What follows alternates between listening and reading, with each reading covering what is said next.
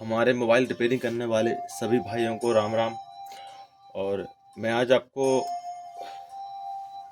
बोर्निंग के माध्यम से कुछ बताना चाहता हूँ कि ये जियो का 320 मॉडल है, 320B, जिसमें चार्जिंग का सलूशन है। इस पे जो फ़ोन चार्जिंग नहीं हो रहा है, जिसमें चार्जिंग कनेक्टर रेडी होने के बाद भी फ़ोन में चार्जिंग नहीं हो रहा है, या तो फेक चार्जिंग का जो प्रॉब्लम आता है, हम उसके बारे में इस वीडियो में आज बात करेंगे।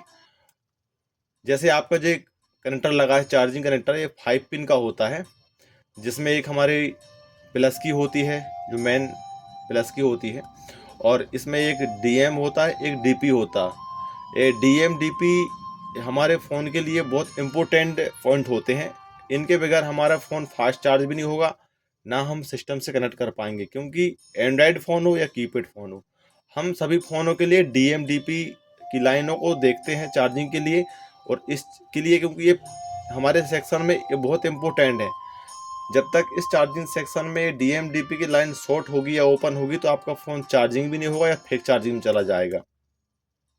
तो हमको ये चीज़ें विशेष ध्यान देना। और मैं बात करूं तो इसमें जो सप्लाई आती है DM DP की, ये हमारे डायरेक्ट CPU से आती है।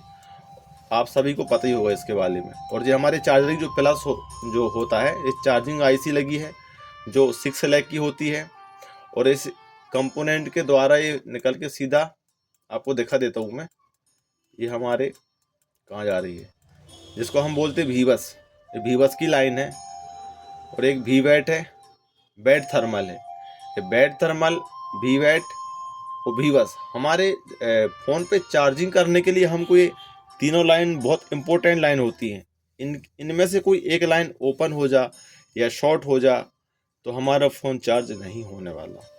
V-बस भी ज़रूरी है, V-वैट भी ज़रूरी है, और बैट थर्मल भी ज़रूरी है। बैट थर्मल नहीं आएगा तो हमारा फ़ोन भी चार्जिंग के लिए कोई वहाँ पे शो नहीं करेगा, कोई इंडिकेट नहीं करेगा। तो हमको ये चीज़ें विशेष ध्यान देना। और ये सब हमारी जो सप्लाई है, वो तीनों सप्लाई आती हैं, बैट थर्म, बैट, V-वैट, V-बस, ये हमारी PM से आती हैं। जो पावर IC होती है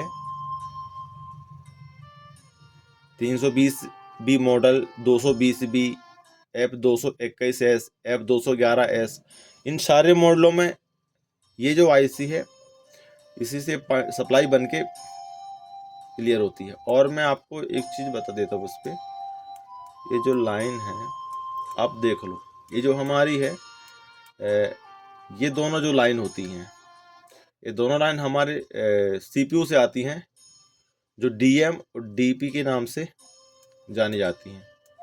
मैं आपको दिखा देता हूँ। USB DM, USB HS, DP, ये दोनों हमारे कहाँ सारी में दिखा देता हूँ आपको। डायरेक्ट CPU से ही आती हैं। ये यदि ये लाइन ओपन हो जा या शॉर्ट हो जा तो भी आपका फ़ोन फेक चार्जिंग में चला जाएगा, इनके ओपन या शॉर्ट होने से। बट इंडिकेट तो करेगा, लेकिन चार्जिंग को स्टोर नहीं कर पाएगा। तो ये चीज़ों को आपको विशेष ध्यान देना है। और इसी वीडियो के माध्यम से मैं आपको एक सिस्टम और दिखाता हूँ जो इसमें होगा, ये जो है। और बात करते हैं इसमें हम माइक की। हमारे फ़ोन पे जो 320B का मॉडल होता है, जिसमें चार्जिंग का प्रॉब्लम मैंने उस वीडियो के माध्यम से आपको बता दिया है। और इसमें जो माइक लगा हुआ है, ये माइक रहता है 5 पॉइंट का। 5 पॉइंट में से हमारे काम के इसमें रहते हैं, समझ लो 4 पॉइंट। एक ये दोनों हमारे GND मतलब ग्राउंड हो गए, ये दोनों ग्राउंड हो जाते हैं। और ये हो जाता है हमारा CL के point, data minus, data plus. यदि ये हमारे पॉइंट तीनों चारों में से कोई एक भी मिस हो गया, या इनके जो सीरीज पे रजिस्टर लगे हुए हैं ये ओपन हो गए, या तो ये लाइन ओपन हो गई, तो भी आपका माइक वर्क नहीं करेगा इस कंडीशन पे। और क्या होता है, ये माइक के आसपास जो कैपेसिटर लगे हैं, कैप लगा हुआ है, कुछ रेजिस्टेंस लगे हुए हैं, तो इन सब का रहना बहुत इम्पोर्टेंट है। यदि आपका माइक फिलहाल में वर्क कर भी रहा है लेकिन बाद में आपको कोई भी दिक्कतें फ़ोन कर सकता है आपका, इसलिए अपन को ध्यान देना कि सभी सप्लाई सभी चीज़ें आपको बारी बारी की चेक करके ही रिपेयर करना है। अब हम इसमें देखते हैं कि सप्लाई आती कहाँ से। माइक में डाटा की लाइन जो होती है PMIC से आ रही है, इसमें देखते हैं जाके।